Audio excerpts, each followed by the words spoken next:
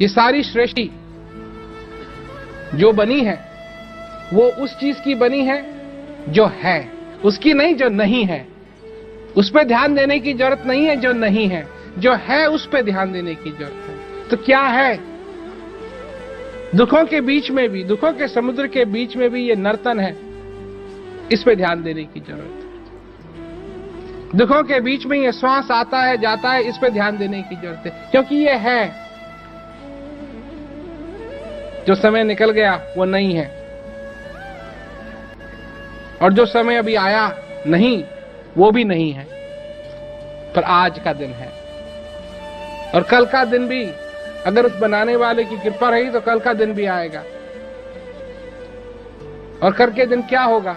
एक श्वास फिर आएगा, और फिर एक श्वास फिर आएगा, और एक श्वास फिर आएगा। और यही उस बनाने वाले का आशीर्वाद, ये कृपा है। सन्मुख मरुत अनुग्रह मेरो, इस श्वास का आना जाना ही मेरी कृपा है। तो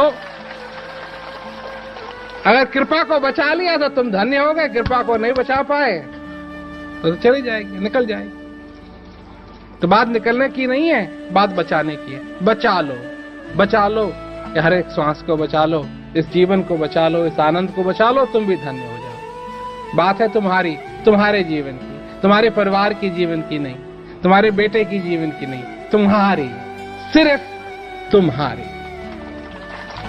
जो संबंध है, जो चीज, जिस चीज की यहां चर्चा की जाती है, उसका संबंध मेरे और तुम्हारे बीच में है, बस, और कोई नहीं उसके बीच में। मेरे और तुम्हारे बीच में, मेरे और तुम्हारे बीच में। ये संस्था का सवाल नहीं है, ये समाज का सवाल नहीं है, ये इतने सारे लोग यहाँ बैठे हैं इसका सवाल नहीं है। सिर्फ सवाल है जो संबंध है, जो तार है, जो नाता है, सिर्फ तुम्हारे और मेरे बीच में, उसका।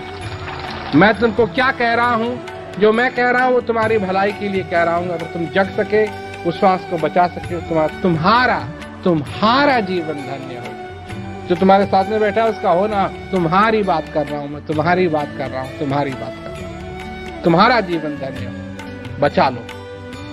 जपहि नाम जन आरत भारी, मिटहि कुसंकट होहि सुखारी। चाहूं जुग चाहूं श्रुति नाम प्रभाऊ, कलि विशेष नहीं आन पाऊं।